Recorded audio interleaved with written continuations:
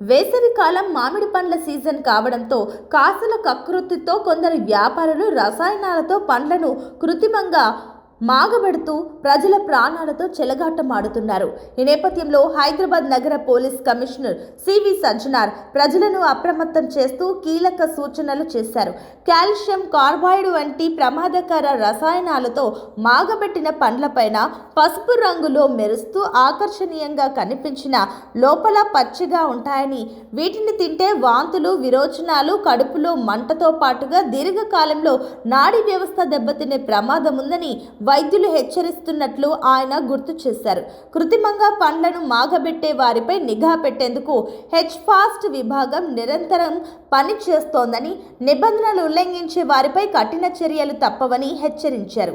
కల్తీ మామిడి పండ్ల సమాచారం తెలిస్తే వెంటనే డయల్ 100 లేదా హెచ్ఫాస్ట్ నంబర్ 8712661212కు ఫిర్యాదు చేయాలని సిపి కోరారు.